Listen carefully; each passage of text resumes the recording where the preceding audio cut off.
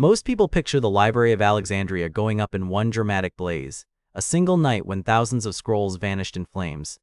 But the real story is stranger. The world's greatest library didn't die once or from fire alone. It vanished piece by piece over centuries, scattered by war, politics, storm, and even budget cuts. And, against all odds, some of its secrets survived, hidden inside lists, translations, and unlikely places.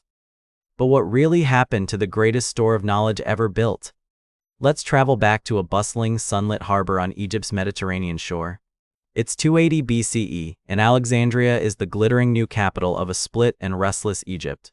Huge white limestone blocks rise around a peninsula, sea breezes brushing the city's famous lighthouse. In the shadow of palaces, scholars hurry toward a massive stone building, the Mausoleum, Temple of the Muses. Inside is the Library of Alexandria, endless corridors, thousands of papyrus scrolls stacked row after row on wooden shelves. Ptolemaic Egypt wants the world's knowledge: Greek, Egyptian, Persian, Babylonian, Indian, any language. Ships entering Alexandria's harbor are searched for books. Scrolls are borrowed by force, copied, shelved, and often never returned. Some ships never get their books back. The originals sit on library shelves, fakes go home. Legend says even Athens lost priceless originals this way.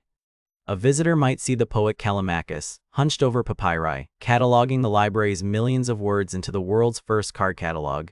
He lists over 120,000 scrolls, by author and topic, a staggering archive. Within these walls, Eratosthenes measures the Earth's curve with shadows. Hypatia, the mathematician, teaches students geometry by drawing circles in dust. Galen's notes on medicine pile high, a record of surgeries, herbs, and the pulse. So how does all this learning start to vanish? Here's the twist. There was no single night of fiery doom.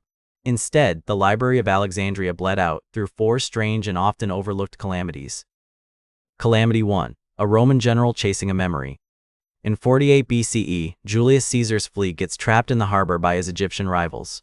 He orders the ships set on fire to block their advance. The flames leap from wooden docks to nearby warehouses. Warehouse after warehouse, storing precious scrolls close to the shore, go up in smoke. Ancient writers say as many as 40,000 scrolls may have burned that night, maybe more. But the main library building, further inland, might have survived. The loss is vast, but the story isn't over. Decades, even centuries pass. Alexandria is conquered, battered by wars, caught in the rivalry of empires. Egypt's Ptolemaic dynasty falters, Rome draws closer. Calamity 2. A priest, a mob, and a shadow of intolerance. In 391 CE, Roman Emperor Theodosius bans pagan temples and rituals in a surge of Christian fervor. Alexandria's Serapeum, a smaller offshoot of the Great Library, becomes a target. The Serapeum scrolls are seized, priests are driven out, statues smashed. No one knows exactly how many manuscripts survive or if some escape through hidden hands. The main library's fate? Already crumbling from neglect, it's left in ghostly silence. Third blow, a city changes hands yet again and the chaos deepens. In the 600s, Arab armies take Alexandria. Legends grow, but records are blurry. Stories claim Caliph Umar ordered all books burned to heat public baths. If it agrees with the Quran, it's redundant, but that story appears centuries later. Today, most historians think the library was already mostly gone, a rumor more potent than reality. By now, scrolls are brittle. Some scholars flee with armfuls of papyri. A few texts are saved by passionate readers, translations, excerpts, notes scratched in foreign hands. Final blow, the slow violence of time, climate, and apathy. Papyrus does not like damp. Alexandria's moisture softens, then destroys ancient scrolls. Rats, mold, and insects gnaw at forgotten stacks. Without state funding, even priceless works can rot quietly into dust. Sometimes, the killer is just disinterest.